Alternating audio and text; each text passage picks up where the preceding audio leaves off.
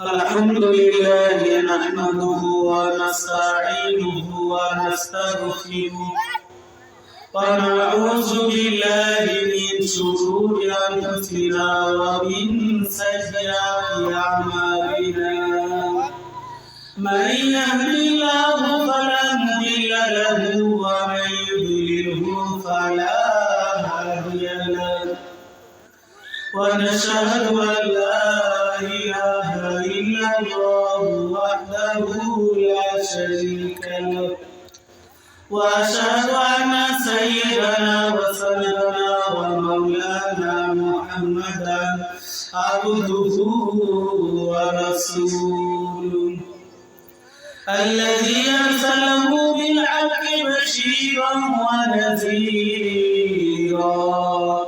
وداعيا إلى الله بإذنه وسراجا منيرا فقد قال الله تعالى في كلامه المتين والفرقانه الحميد أعوذ بالله من الشيطان الرجيم بسم الله الرحمن الرحيم وقضى ربك ألا تعبدوا إلا إياه وبالوالدين إحسانا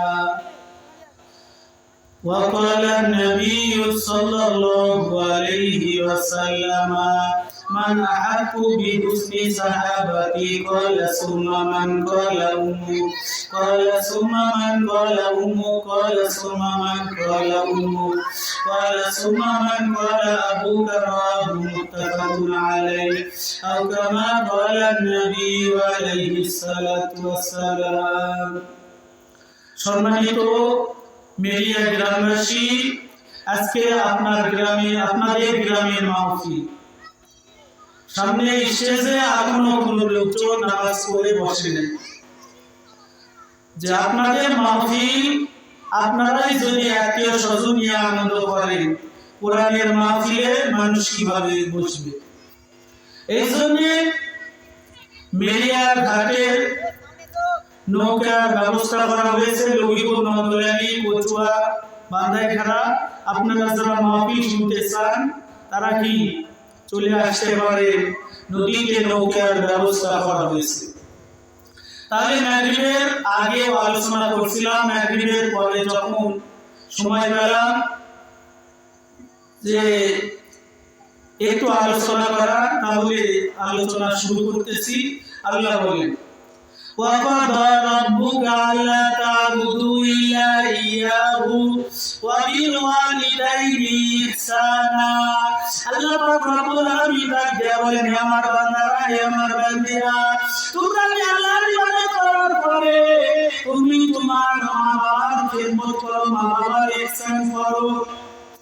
আল্লাহর ইবাদতের পরে মা-বাবার কথা বলেন, কিন্তু আজ আমরা মুসলমান হয়ে গেছি, স্ত্রীর কান পড়াবে, মা বাবাকে ভুলে যাইতেছি। সুন্দর একটা স্ত্রী পেয়ে স্ত্রীর কান পড়া শুনলে রাতের বেলা বুড়া বুড়ির সাথে থাকতে পারবো না। অথচ আল্লাহ রাসূল বলেন, জান্নাতি বাবান, জান্নাতে দুইটা দরজা আছে, একটা দরজা হলো বাবা আর একটা দরজা হলো মা। যে ব্যক্তি বাপ মাকে খুশি রাখবে, মা বাবাকে খুশি রাখবে, সে আল্লাহ জান্নাত পেয়ে যাবে। নবীজি বলেন, হুমা জান্নাতুকা ওয়া নারুকা, তোমার মা বাবা তোমার জান্নাত, তোমার মা বাবা তোমার জাহান্নাম। এই জন্য স্ত্রীর কান পড়া শুনে মা বাবার সঙ্গে খারাপ আচরণ করবে না, মায়ের সঙ্গে বাবার সঙ্গে খারাপ আচরণ করবে না। আল্লাহ পয়গম্বর বলেন, আল জান্নাতু তাহতা আকদামি উম্মাহাত, বেহেশত মায়ের পায়ের নিচে। আল্লাহ পয়গম্বর বলেন, লিলার রাব্বি ফি রিদাল ওয়ালিদ ওয়া সাখাতুর রাব্বি ফি সাখাতিল ওয়ালিদ, পিতার সন্তুষ্টিতে আল্লাহর অসন্তুষ্টি, পিতার অসন্তুষ্টিতে আল্লাহর অসন্তুষ্টি। এই জন্য বাপ মা বড় নিয়ামত, যার বাপ মা বেঁচে আছে তারা বুঝতেছে না, যেদিন বাপ মা এই দুনিয়া থেকে বিদায় নিয়ে যাবে সেদিন বুঝতে পারবেন যে দুনিয়াতে আপনি কি নিয়ামত হারাইলেন। এই জন্য বাঙালি দাঁত থাকতে দাঁতের মর্যাদা বোঝে না। দাঁত যখন পড়ে যায় তখন তার বুঝে আসে, কুরবানির সময় হইলে বুঝে আসে, আর যদি দাঁত ভালো থাকতো এই বুকের হাড্ডিটা, এই কামানের হাড্ডিটা চুরমার করে দিতে পারতাম, কিন্তু দাঁত নাই, পোলা দাঁত। কিন্তু দুনিয়াতে থাকতেই আল্লাহ রাসূল বলেন আসওয়াকু মাসারাতুল লিল ফামি ওয়া মারদাতুল লির রব, মিসওয়াক মুখের জন্য সৌন্দর্যতা এবং আল্লাহ তাআলার সন্তুষ্টির মাধ্যম। আল্লাহর পয়গম্বর বলেন পাঁচ ওয়াক্ত নামাজে আমার উম্মতের কষ্ট হবে বিদায় আমি মিসওয়াক করা ফরজ করি নাই। লাউলা আনা শুকু আলা উম্মতি লা আমারতাহুম বিসওয়াক ইনদা কুল্লি সালাহ। আল্লাহর রাসূল বলেন আমার উম্মতের কষ্ট হবে, তা না হলে পাঁচ ওয়াক্ত নামাজের সময় আমরা মিসওয়াক করা এটা ফরজ করে দিতাম। কিন্তু আজ আমরা বাঙালি দাঁতই ঘুষি, সকালে ঘুম থেকে উঠে সে দাঁত মুখ বিরাস না করে না নিজেই ভেটকি খায়। বড় লোকেরা এগুলো দেখায়, ঘুম থেকে উঠে কি ভেটকি দাও, ভেটকি না কি বলে যে চায়ের মতো খায়, যে দাঁত ঘুষে না। তাহলে দাঁত এমন একটা সম্পদ, এমন একটা জিনিস যে দাঁত আপনার পড়ে গেল সেদিন বুঝবেন দাঁত না ঘুষা কি কষ্ট। তাহলে দাঁত থাকতে দাঁতের মর্যাদা বুঝবেন না। আপনার বাপ মায়ের দুনিয়ায় জিন্দা আছে, বাপ মায়ের খেদমত করে জান্নাতের উপযোগী যদি হতে না পারো, ওই সন্তান আল্লাহর রাসূল বলেন ওই সন্তানের মুখ ধুলায় দূষিত হোক, ওই সন্তানের মুখ ধুলায় দূষিত হোক, ওই সন্তানের মুখ ধুলায় দূষিত হোক যে তার বাপ মাকে পেল কিন্তু বাপ মায়ের খেদমত করে জান্নাতের উপযোগী হতে পারবে না। যে কিয়ামতের আলামতের ভিতরে আছে আল্লাহর রাসূল বলেন শেষ জামানায় স্ত্রীর কথা শুনলে মাকে ভুলে যাবে, স্ত্রীর কথা শুনলে মাকে ভুলে যাবে, বন্ধু বান্ধবের কথা শুনলে বাবাকে ভুলে যাবে। তাহলে বাপ বলতেছে বাবা বান্দাঘাটা বাজার থেকে অমুক জিনিস নিয়ে আসছে, মনে নেয় যাও সাইকেল বা হুন্ডা দিচ্ছি নিয়ে আসো। বলছে না বাবা আমার সময় নেই, আমার বন্ধু ডাকিছে, বন্ধুর কথা শুনবে, বাপ মায়ের কথা শুনবে না। আবার কি শ্বশুর শাশুড়ি বাড়ি আসে, সে কি সুন্দর সুন্দর গরুর গোস্ত কিনে, পোল্ট্রি মুরগি কিনে, তারপরে বড় গোস্ত বড় মাছ কিনে শ্বশুর শাশুড়ি কি জন্মের খাওয়া কিনে। যে শ্বশুর শাশুড়ির খেদমত করা এটা নফল, শ্বশুর শাশুড়ির খেদমত করা নফল, কিন্তু বাপ মায়ের খেদমত করা ফরজ। ফরজ বাদ দিয়ে আজ বাঙালি নফল নিয়ে থাকেন।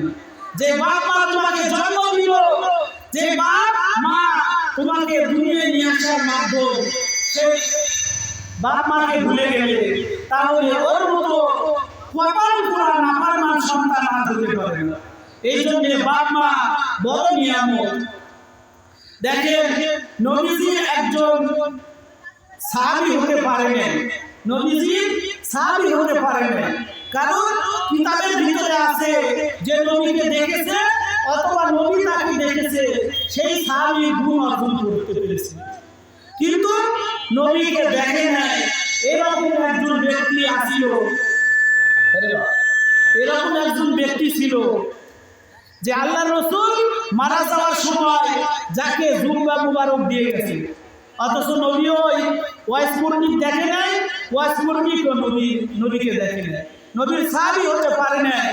আল্লাহ রাসূলের কাছে চিঠি লিখলেন, হে আল্লাহ রাসূল আমার মনে চায় আপনার সঙ্গে কি করব, সাক্ষাৎ করব, তাহলে আমার নাম সাহাবী দপ্তরে উঠে যাবে, কিন্তু আমার মা তো অসুস্থ হে আল্লাহ রাসূল। তখন আল্লাহ রাসূল বললেন যে তুমি তোমার মায়ের খেদমত করো, তুমি তোমার মায়ের খেদমত করো, আমাকে দেখার তোমার দরকার নেই।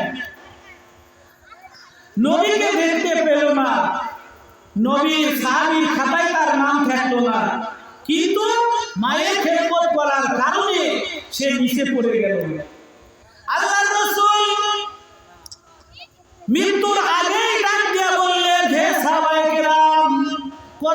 থেকে একজন আমার আশেক আসবে যে আমি নবী উহুদে যুদ্ধ করতে যে দান্দার মোবারক শহীদ করেছি, সে আমার এই বিয়োগ সহ্য করতে না পেরে তার সমস্ত দাঁতগুলো ভেঙে দিয়েছে।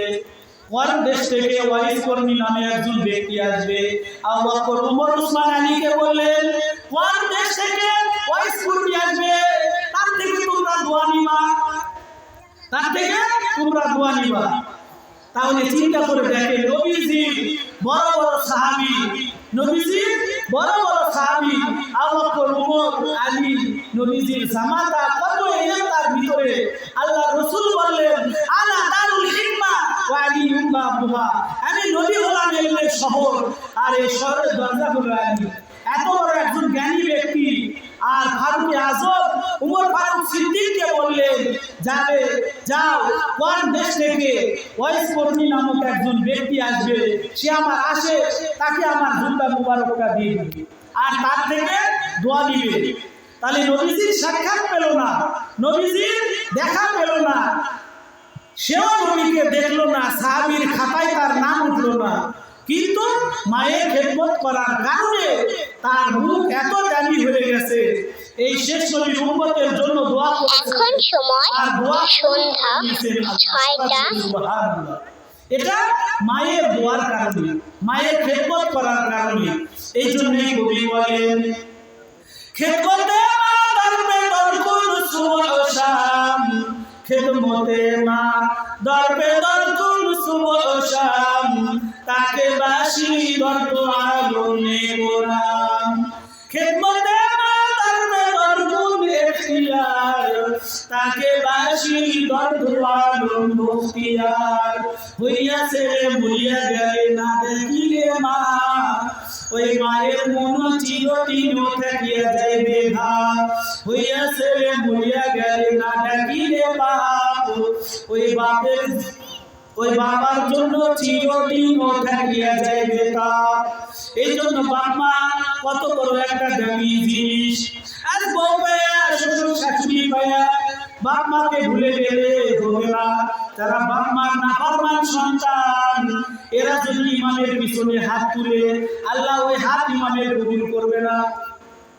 ইমাম সাহেব দোয়া করতেছে কান্দে কান্দে, কিন্তু বাপ মায়ের নাফরমান সন্তান যদি ইমামের পিছনে থাকে, ওই ইমামের দোয়া কবুল হবে না। কারণ ওই মজলিসে বাপ মায়ের নাফরমান আছে। তাহলে যারা বাপ মায়ের নাফরমান, এরা কি ক্ষতিগ্রস্তর ভিতরে। দেখেন, নবীজির একজন সাহাবী, নবীজির একজন সাহাবী হযরত আলকামা রাদিয়াল্লাহু তাআলা আনহু, যে সাহাবী বদরের যুদ্ধে শরীক ছিল, উহুদের যুদ্ধে শরীক ছিল, যে বদরের যুদ্ধে শরীক ছিল, উহুদের যুদ্ধে শরীক ছিল, মারা যাইতেছে মুমূর্ষু অবস্থায়, বিছানায় পড়ে গেছে, কিন্তু কালেমা পড়তে পারতেছে না। জিকির করে কালেমা লা ইলাহা ইল্লাল্লাহ।